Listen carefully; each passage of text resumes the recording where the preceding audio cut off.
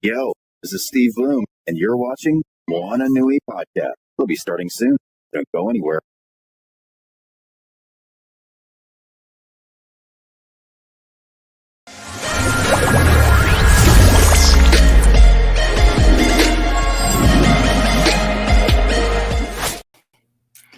Aloha mai kakou, everyone. Hello, how are you all doing tonight? I am excited to be here this evening for another week of the Moana Nui Podcast. Tonight we are doing our monthly mental health series with Shae Reigns, as we know it as Rain Talks. And for those who may not have tuned into our show, and this is your first time joining us, welcome. E komo mai. Ray is a licensed therapist. Shae.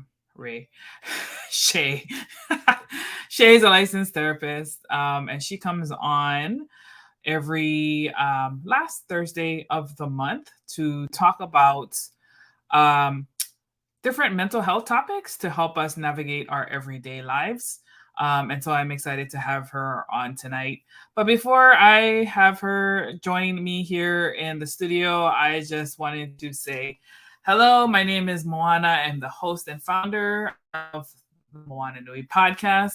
I'm also a children's book author for Adventures of Nakoa and Nohea. We are currently in production on our second book, Shadows of the Ancient, which we successfully funded on Kickstarter in December. So we're getting really close to sending our book off to the printer. And I'm really excited for you guys to see that here shortly, hopefully in the next week or two. And we will be opening up pre-orders again via BackerKit for those who missed the campaign. So be on the lookout for that. And there's a bunch of other projects that are available on Kickstarter right now that you should check out. And I'll try to see if we can talk about those at the end. But for now, it looks like Shae is in the background and she's ready. Let me bring her on to join me here. Yes. Hello. I am so grateful for your patience. We're having some consistent rainstorms this week, and the traffic is backed up to ridiculosity. Yeah, it's bad enough without the rain, right? Right. And so it slowed me down a little bit more today, but I'm here. So thank you so much for your patience. I'm really excited about this topic. I really wanted to make sure that I got to be here for this because I think this is one of those things that it's a word that we like to throw around a lot, right? With no real attachment to, I guess, what it really means, what it can really mean on the inside, you know? And the word, in case you know, our audience does not know what today's topic is deserving. Yes. Or to deserve something. So I wanted to start out basically with, you know, the simple Google definition of what deserve means, or to deserve means. And it's a value statement. So what it means, according to Google, is do something or have or show qualities worthy of reward or punishment. And the reason why it's really important to understand that, am I frozen, or are you frozen, Moana? No, I think. Okay, I can still hear you. I can still hear you, but sorry, guys. The image was frozen. This was like, oh no. Like I said, rainstorms, so I don't know if that's going to get in the way. No, my internet's also a little bit slow because of them. Oh dear. Okay, so while we wait for Moana to get back there, I'm the one having the storms, Moana. You're not allowed to disappear on me. I know, sorry. Internet gremlins are weak. But yeah, so that's the definition of deserving. And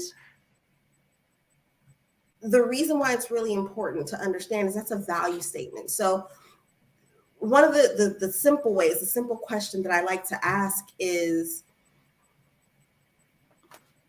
the blanket statement, you should get what you deserve, right?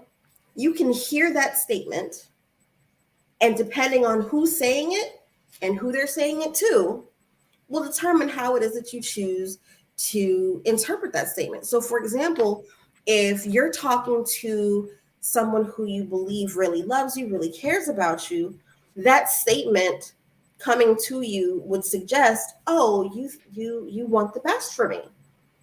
But if that's someone who maybe your relationship is a little bit questionable, maybe you haven't done whatever it is that you think they think you should have done for them, or maybe they haven't been the best to you.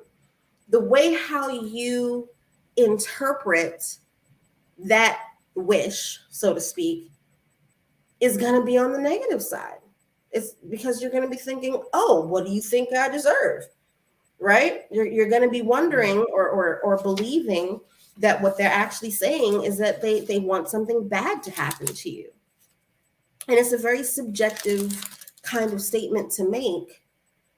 And how we interpret or how we accept that when it's said to us, and then the energy that we use when we say it to others can be detrimental either way, in either direction, to our own health, to our own understanding and appreciation of our own personal value.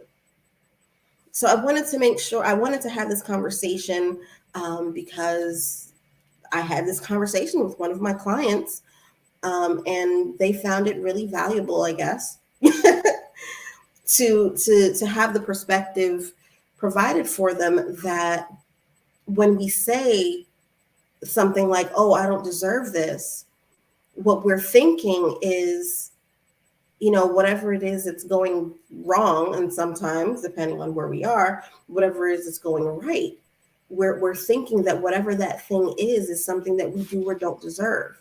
It's something that we are worthy of or not worthy of.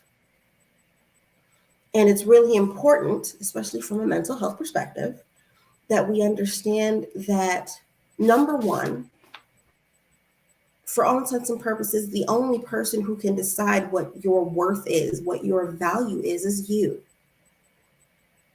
So the best way to combat the idea of deserving is to recognize that what you believe someone deserves, or what they believe, whoever they may be, you deserve, is largely irrelevant. So really the question is, or rather the statement should actually be a question. Well, what do you deserve? What do you think you deserve? And then you want to move forward from that perspective instead of maybe taking on an assessment of your value or your worth based on what someone else may think or believe. Does that make sense?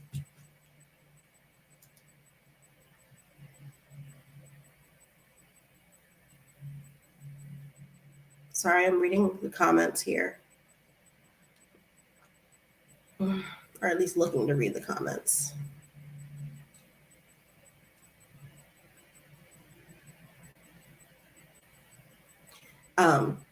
So anyway, I wanted to make sure, because I guess we lost Mo again.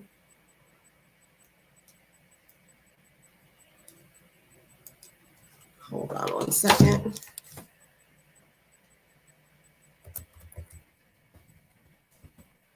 I don't know what's going on tonight.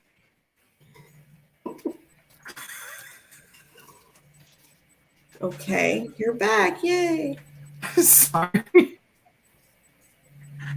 That is so weird. So now, and then when you get off, like when it, I guess when you get kicked out, I think it might actually be ending this, like actually kicking off the show.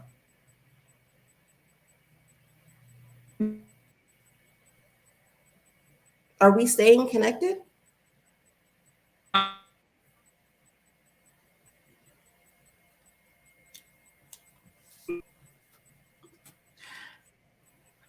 Hello? I'm here. Disregard my bipolar. Just keep going.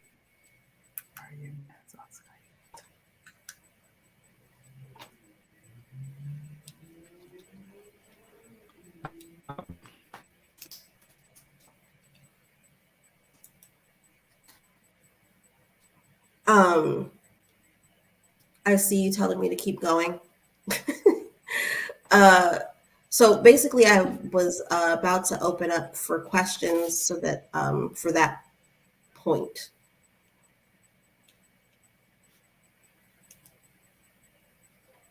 Okay. Yeah, the stream is still live. It should. Sorry. I missed the point. What was the question? I'm sorry. Oh, no, I was just asking if I was making sense, but I don't know how much of what I said even went through. And then the reason why I was saying I'm not sure if we're staying connected when you go off is because the rest of the chat didn't come back in until you came back in on the window. Oh. So there were no comments, and then you came back in, and then a whole bunch of comments came in at the same time. Probably me saying sorry. Huh? Comment saying I'm sorry. But it's going to, so it's showing up as a bunch. Sorry, guys. Okay. Yeah, so even if I drop off, the stream should still be going because I'm watching. I have it on my Twitch channel, and you're still on. My internet is acting bipolar. Okay, that's good to know. Tell your internet to get some counseling and maybe some medication.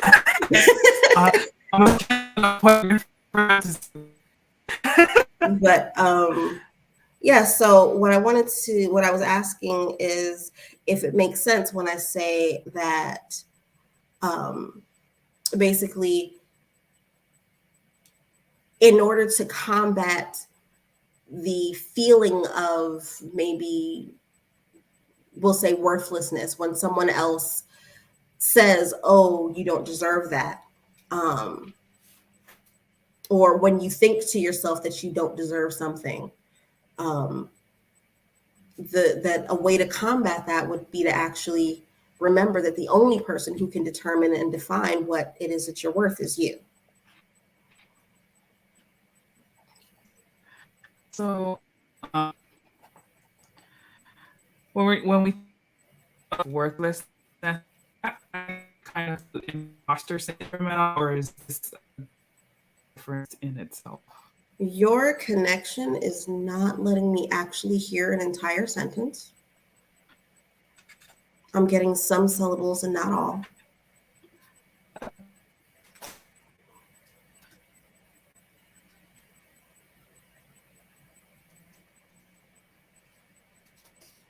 the light is so bright.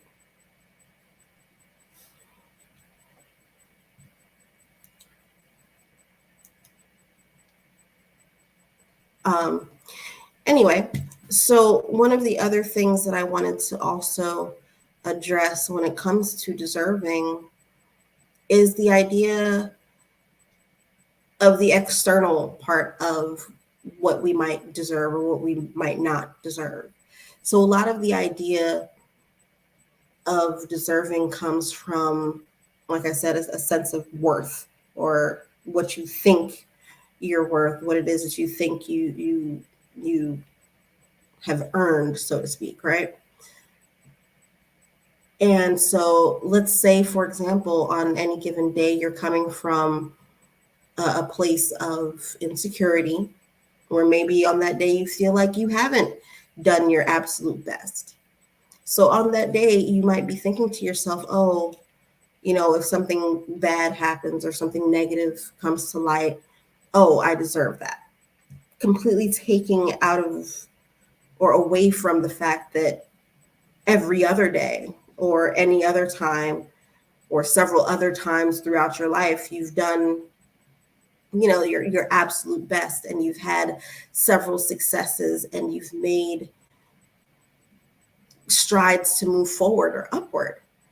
You might not be able to remember those moments in that moment, and it is just a moment of insecurity where you don't feel like you've done the absolute best.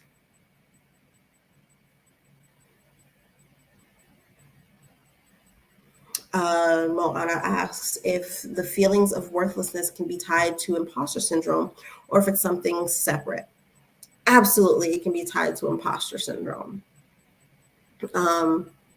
So let's say, for example, because when we had the conversation about imposter syndrome, a lot of what we were talking about had to do with like at in the workplace or at your job, right? And so you think that because everyone else seems to know what they're doing, or everyone else has been doing that job for however much longer than you are, or because the other person has this degree or that certification or what have you, that you don't, quote unquote, deserve to be in that position. You don't deserve to be in that job, right? And so that results in the imposter syndrome telling you, you don't belong here, right? And so when we're talking about deserving and we're asking the question of where some of those feelings come from, absolutely it can come from imposter syndrome. It can also result in imposter syndrome depending on the situation. It can be kind of a chicken or an egg kind of a question in many ways. And the way how, like I said, how you would want to combat that is, I would say, remembering, number one, the reason why you're in the position that you're in, whether it's, on the job or in your family life or in your friendships, or did you just win the lottery today? Whatever the case is, it's going to be because of some kind of an action that you made to get there. It's going to be because, in the case of, jobs and things like that, when someone else is making measuring the fit for that particular position, they've already decided that you do belong there. And so in situations like that, you want to be able to say to yourself, oh, okay, obviously in this particular case, the reason I've gotten here is because I've done this, and this, and there are these things that are on my resume. And you know what? Even if, because let's be real, sometimes there are things on a resume that aren't completely true. Even if the things that are on your resume aren't necessarily completely true, you still took the time to put in the application. You still made the energy to show up for the interview. You still had to prove yourself in several other ways in order to make sure that you would actually be able to be in the position that you're in. If this is a relationship that we're talking about, where, this is a friendship or a romantic relationship. So we're talking about being worthy of the person who you chose and who consequently chose you. They chose you for a reason, right? And so when you have been chosen, this can be a hard to swallow pill if you make it that way. But more often than not, the reason why people choose us has nothing to do, or not necessarily nothing, but a lot less to do with us and more to do with them. So especially in relationships, if we're talking about a relationship with a significant other or a friendship, it's not necessarily because they see you. It's because they see who you could be to them. And technically speaking, or literally speaking, more accurately, when that kind of evaluation is being made, that's not for us to say, right? We can't necessarily determine who we can be to someone else because, especially in our relationships, we don't know their life. We don't know their struggle, right? And so they get to say, oh, this person reflects the best version of whatever it is that they are imagining in their heads. And these are shoes, pants, boots, whatever that this person can fill. It doesn't actually matter whether we can or not. It just matters that they think we can. And then as time goes on and they actually get to start knowing not just the imagined version of ourselves that they put in these shoes, right? But also they get to know the actual person now. You know, they get to spend the time and have the conversations and so forth. Then they get to say, oh, well, maybe I was wrong. And considering you at some point chose to put those shoes on, right? Mm-hmm. Because chose to be chosen, you also get the opportunity to say, you know what? I don't like these shoes. I don't like these boots. I don't like this position. And you get to make the decision to move on. Especially when it comes to our relationships with other human beings, it's a give and take. And more often than not, it has to do with where we see ourselves when we're choosing to be chosen and where they, or the position that they think can fill, having, like I said, not as much to actually do with us as we might think. So when we're looking at these value statements of what we deserve, especially when it comes to our relationships, especially when it comes to material things, when it comes to praise, when it comes to, instant gratification, when it comes to all of these often very arbitrary things, the fact of the matter is, quite simply, it both isn't and is not about you. It's about what you've decided you deserve. If you decide today that you are a crappy person and you come from bad stock and I don't know, all of the negative things that a person can say about themselves, imagine that I just gave all of that as the example. If that is what you have decided you deserve, oh, I'm not smart enough, so I don't. Guess what? That's what you're going to get. And you're going to get lots and lots and lots of evidence over and over again proving exactly that. On the other hand, if we decide today that we deserve the absolute best, regardless of what anybody else thinks that we deserve, and now all of a sudden, because we deserve the absolute best, our efforts are going to be shown in that light. I'm not necessarily going to say that it's automatically going to result in, a Maserati showing up in the driveway. It's not necessarily going to manifest itself in a sack of money falling out of the sky, which, by the way, can actually be really painful if you're standing under it. But it will result in your seeing yourself in a different light and thus reflecting that light outside, which usually results in the light coming back to you that much more, even if it's not necessarily in the ways that we imagine them to be.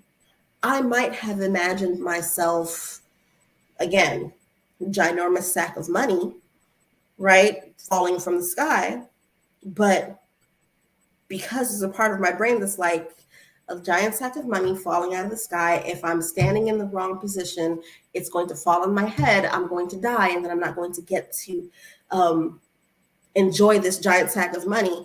And so maybe I don't really want the sack of money to fall out of the sky. Maybe I don't mind working a little bit harder for it so that instead of falling out of the sky, it ends up in my bank account in the form of a direct deposit. You understand? Like, so our thoughts and what we imagine and what we are willing to put our effort towards will reflect itself in the way that we are willing to allow it to reflect to us. Does that make sense? Yeah, it does. Is this what you're talking about right now? Would you say that's the same? It's essentially self-fulfilling prophecy.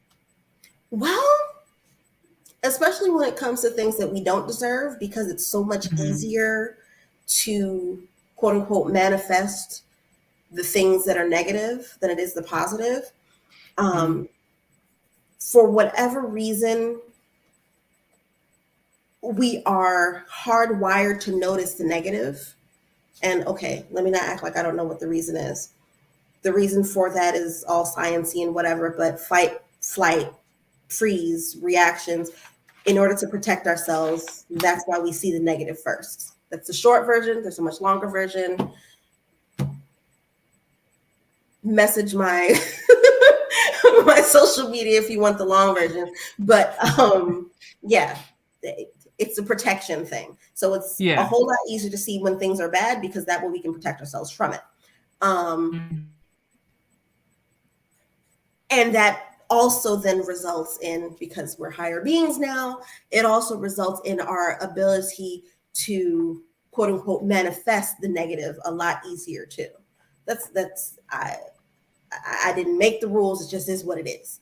And so a lot of times when we're looking at these things, it's like, oh, you know, I want to be able to, if you're reading the self-help books and stuff, I want to be able to self-actualize, and I want to be able to manifest, you know, what the universe has in store for me. But, right, if there's a part of your brain that is constantly telling you, you don't deserve this. And when I say there's a part of your brain, you might think it's somebody else's message. Let's say, for example, you know, you have a parent or had a parent who was really negative your whole life, who spent your entire childhood telling you how worthless you actually are. At some point, whether it was then in childhood or whether you decided to agree in adulthood, you had to agree. On an emotional level, on a mental level, at some point you agreed. And at some point, your focus shifted to confirming or to finding ways to confirm the things that you agree with. So if you decide today, for example, that the world is a harsh and ugly place, your focus, in order to protect yourself from the harsh and ugly place, is going to be on seeing and recognizing the harsh and ugly first.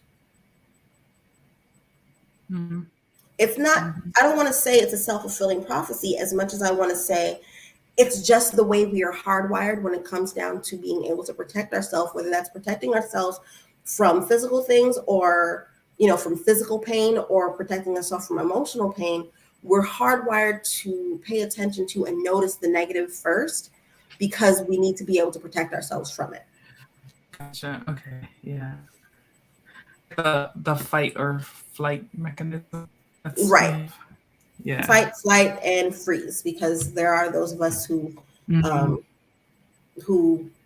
necessarily fight the thing, don't necessarily run from the thing, they just freeze in place. So if you need an example, just because that's what I'm here for, of what the freeze can look like, it's not even necessarily just a freezing in place.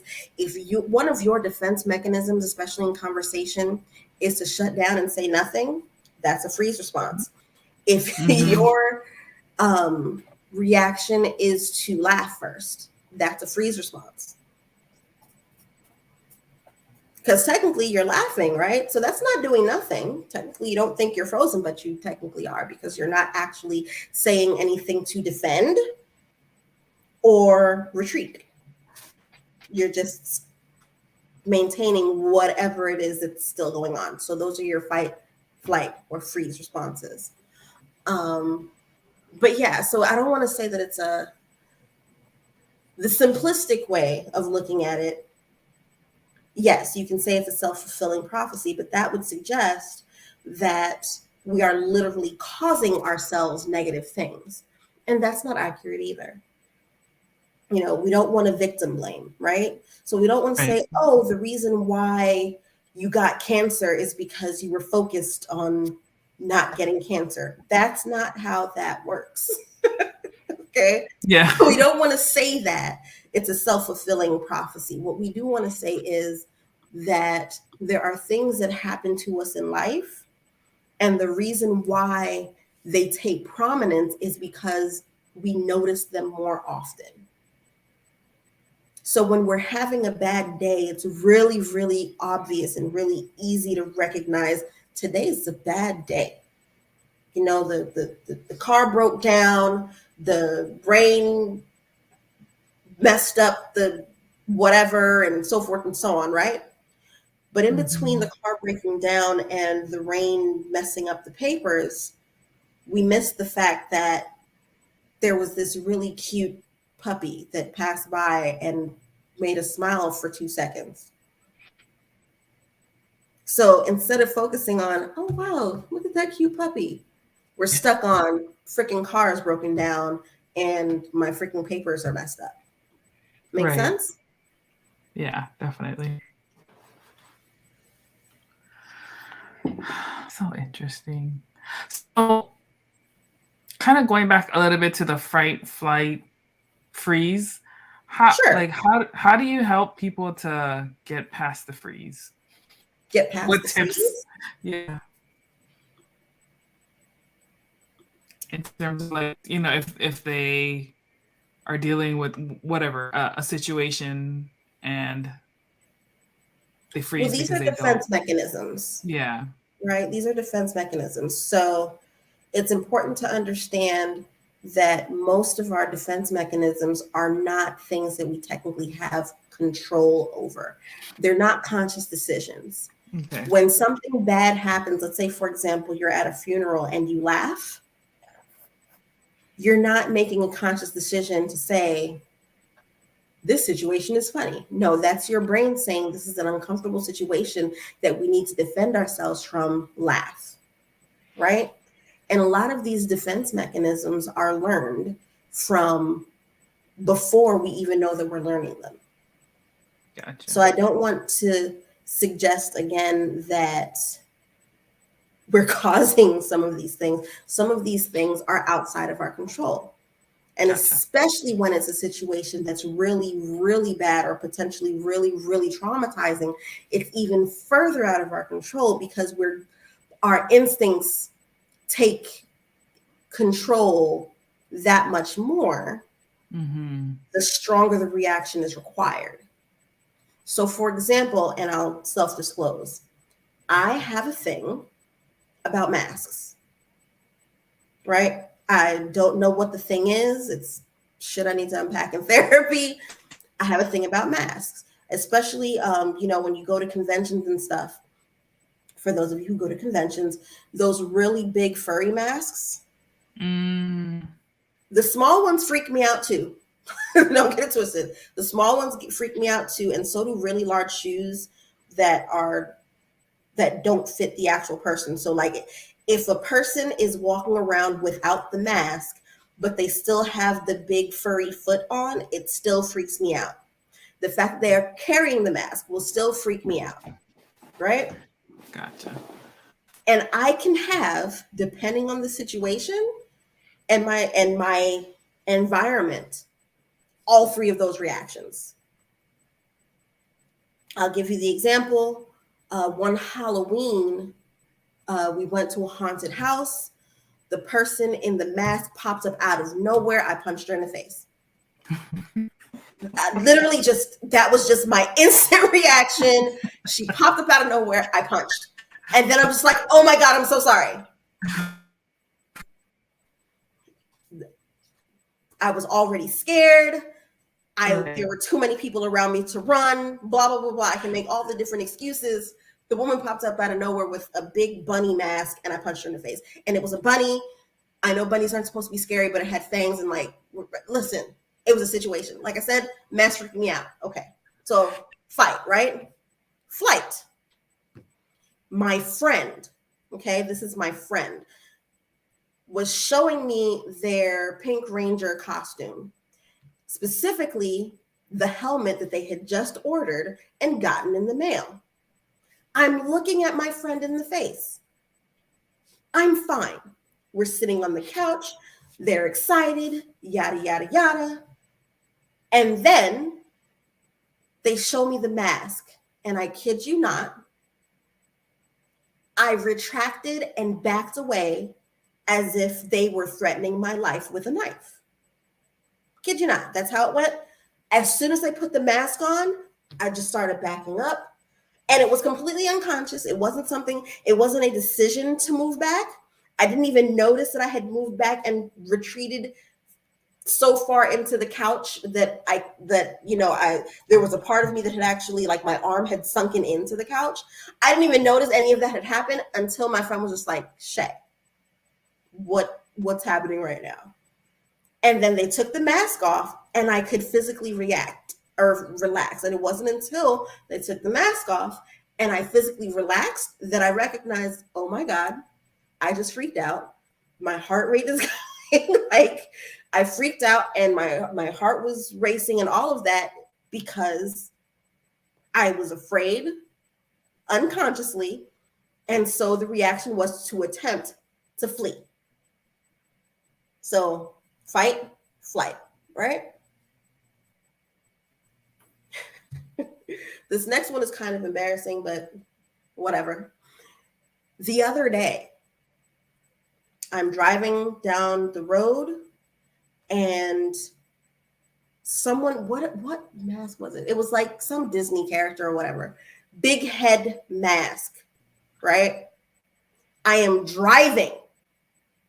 Can't stress this enough. I was in my car, in the safety of my car. I am actively driving. And as soon as this person wearing this mask was passing, walking down the sidewalk, my foot hit the brake, slammed on the brake as traffic was actually moving. And it took me a good 3 seconds before I realized that I had stopped because I was unconsciously afraid for my life. How do I combat these things? I've recognized that I have these issues. I do my absolute best when I know I'm going to be in those environments to pace myself and to remind myself that I'm not in danger, that I am okay, that, all of the other things.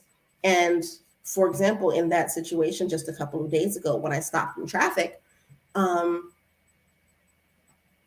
had to recognize, oh, I'm having this reaction because I'm unreasonably afraid. Let me get my foot off the brake and actually hit the gas. If for no other reason than because it makes more sense for me to be driving away than it does for me to be stopped in traffic, where if this was a dangerous situation, the dangerous masked person would be able to snatch me out of my car and murder me, or whatever it is that my subconscious believes that people in masks or overly large shoes will do. And fears are all irrational and, like I said, are often developed long before we have any consciousness about what those fears might be. But they are what they are.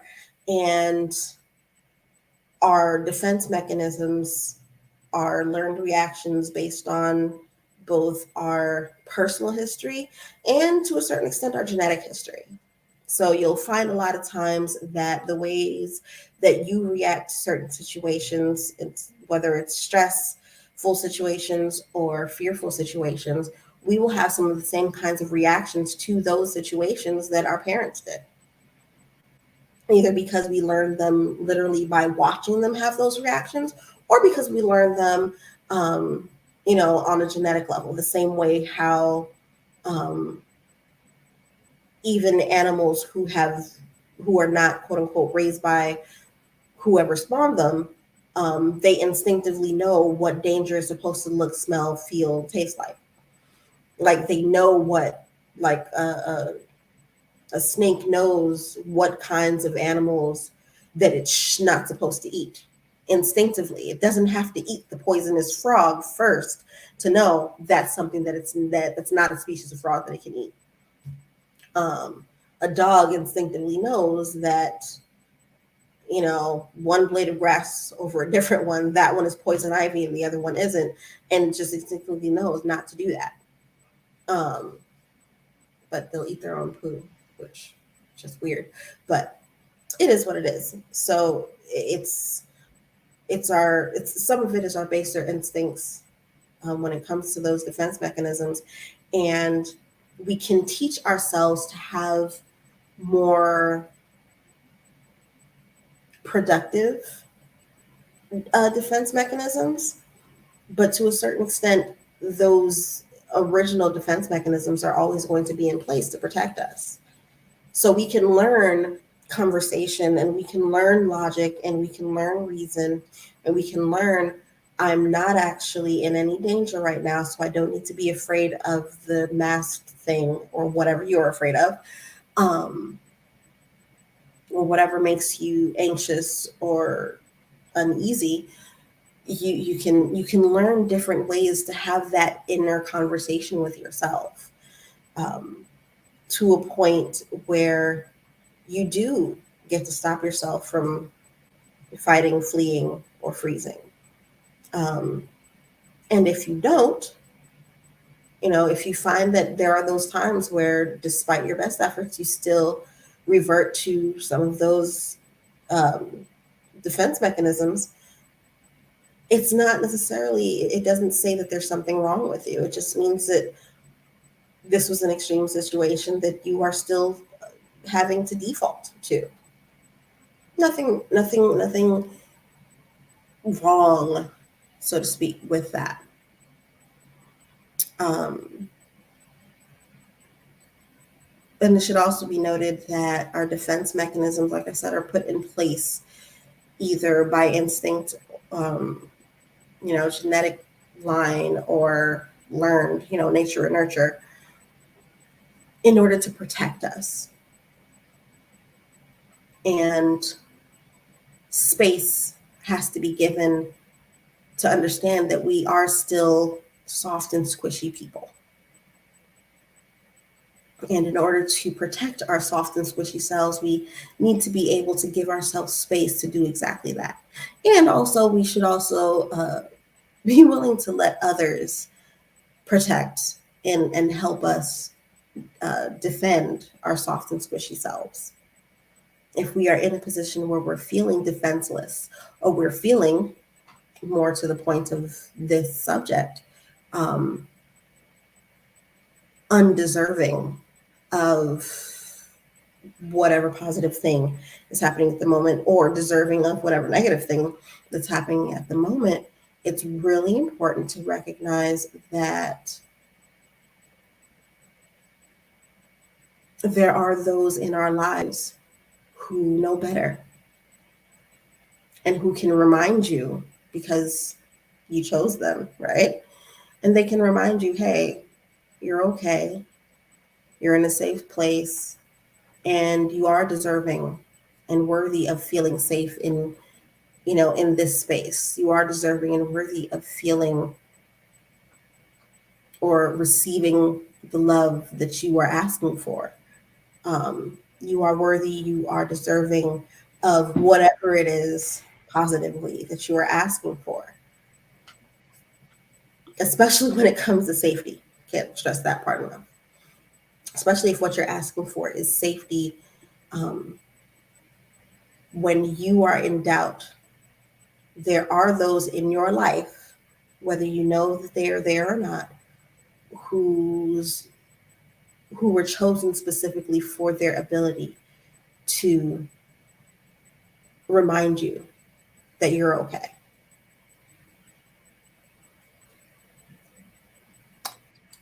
Yeah, that's really important. I think someone else posted today, like, if you remember nothing else today, remember that you are worthy.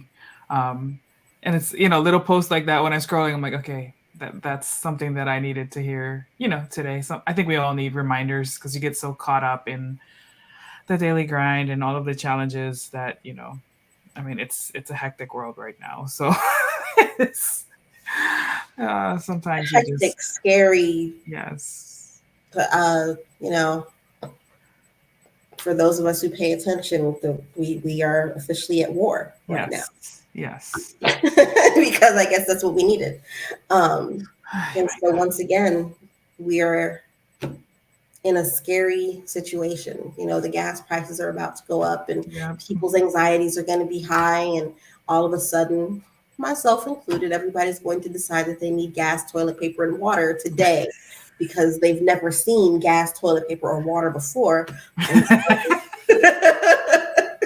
So running to the gas station to make sure you have gas, running to the supermarket to make sure you have water and toilet paper. Let me just tell you, if you've lived through COVID and you're still short on toilet paper, sirs, ma'ams, you have not learned anything over the last 2 years. Yes. I'm just going to throw that out there. We've been living in this post-COVID world for 2 years now. We should have learned water and toilet paper.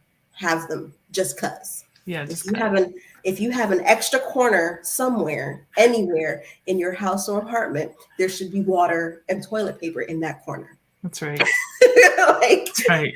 If you don't learn anything else, you don't want to put on a mask, you don't want to wash your hands, you don't want to use sanitizer, you want to be out there breathing all willy-nilly, by all means, do you. Have some toilet paper and some water in your house, please. If nothing else, have that. Yes. Goodness. And get therapy. Yes, absolutely. Therapy is important. Yes. All righty. Well, thank you so much for being here. I apologize for I don't know what was going on my computer. It's probably still going to do it. I had to restart the whole thing. So hopefully that will solve the issues. It seems to have solved the issue because I can actually have a conversation with you now. I know. I feel so bad. Like I unintentionally left you solo. It's okay. It's okay.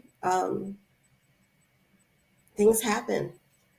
Yes. And, if anybody who is listening wants to have this conversation again, send the boss lady there a message, and I will definitely not promise that we'll have the same conversation. Oh yeah, I'm more than happy to go off the dome and give you whatever other insights or thoughts that I can provide. But I wanted to definitely have this conversation because apparently people don't know that they deserve everything that they deserve. Mm-hmm. It just depends on whether or not they've decided they deserve it. Right. Yep. Going back to your point about you're the only person who can determine and demand your worth, right? So that's right. Whatever you determine that to be, that's what you're gonna get, because that's what your mind's gonna say that's what it is. So yeah. If something good happens to you and you decide that you don't deserve it, you're not gonna trust the good thing. Yep. In there. That big sack of money can fall right now and just be like, yeah, the big sack of money fell, but somebody's gonna come right now and shoot me over it. Really? That's where we're gonna go with this? Yep, that's how people think. I am handing you the answer to the entire universe. I'm just gonna forget it tomorrow. Yeah, that's how people think. I hate when that happens. Stop it. Hey, that's what it is. Yeah. All righty. I definitely hope that, like I said, that having this conversation, this dialogue, listening to me prattle on for however many minutes was actually helpful. It absolutely was. Of course, for me, I feel like I was on an old AOL connection. But I'm definitely going to watch the replay and hear the things that I missed. So once again, appreciate you coming on. Do we have a topic for next month? Do you know what you're going to talk about next month? Or are we still working on that? I didn't have a chance to look at our notes. So, on the invite that I have for next month, it does not already have a topic. Okay, so we're gonna come up with one, guys. Or, whoever's watching this can send in ideas. Yes, I will literally talk about anything, anytime, any day. Just tell me what you want to talk about. And if it's something that I don't know about, I guess we'll learn about it together. Yeah, absolutely. That's a good point. So I will, I'm going to take a note and we'll send an email out to our viewers to see if there's any topics that they would want to talk about specifically. And guys, if you're watching, drop them in the comments because that's the fastest way. I don't have to go dig in emails.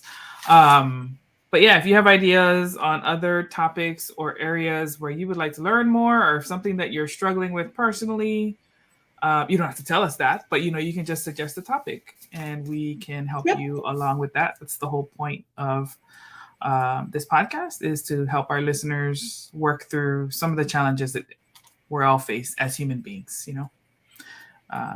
So we appreciate that. So one thing, just I want to make sure that we know, usually we're on the last Thursday of the month because March has, I guess, 2 lasts. Mm-hmm. Thursdays. Next month, we're actually doing the 4th Thursday, which is not technically the last Thursday. Yes, it will be March 24th. I believe it's the same time, 7 p.m. Yep, same time. Yep. So tune in then for our next episode of Rain Talks.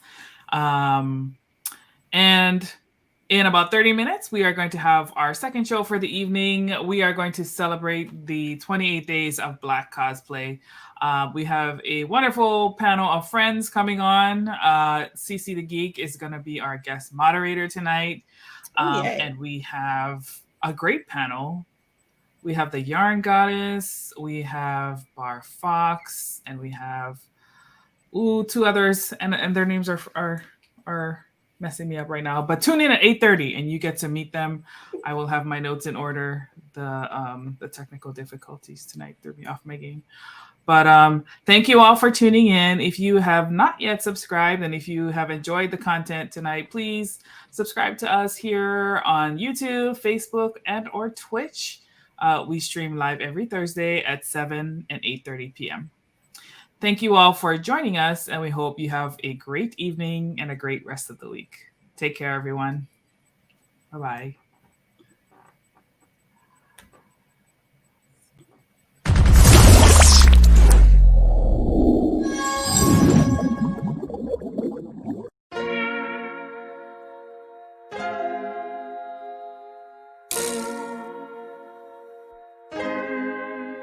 So many stories left to tell, even if we have to ourselves. Can't keep history on the shelf. If they won't tell it, we will. If this the land of the free, it was a freedom then. When they annexed Hawaii and called it Cedar Lands, without any type of payment and no signing off. Called themselves a republic in 1894. 1.2 million acres overtaken from the native Hawaiians. When they resisted, the West retaliated in violence and erasure. The Hawaiian language is banned as part of colonialism's plan to expand, Stuck between a rock and a hard place. Multiple bombings of Kaho'olawe. As a part of their ongoing war with Asia, used it as a place for target practice. No consent or compensation. Colonizers call for annexation.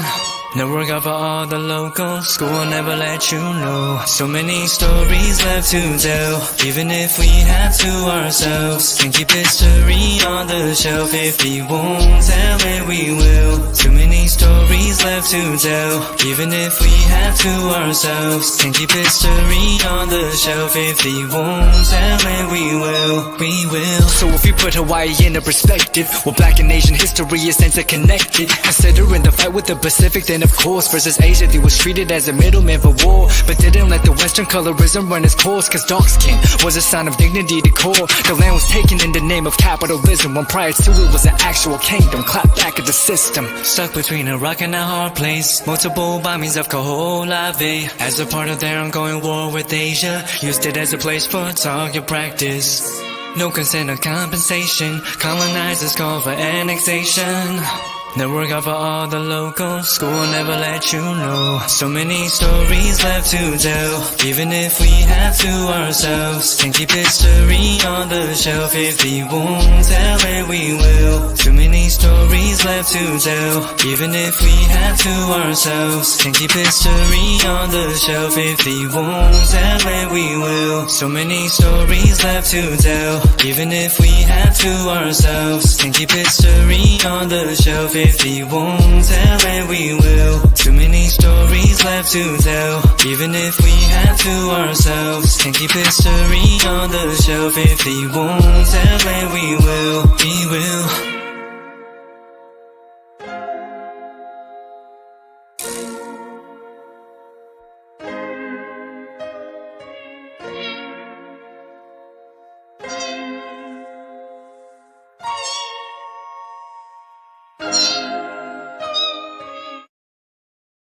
I'm Steve Bloom. I've been a voice actor for more than 30 years, playing characters like Wolverine, Starscream, Tank Dempsey from Call of Duty. With Bloomfox Studios, I've learned so much about myself.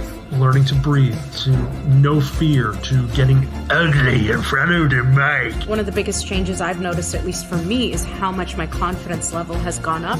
Done an Eastern European video game, an e-commerce commercial, a documentary. If you're thinking about getting into voiceover, just do it. Jump in.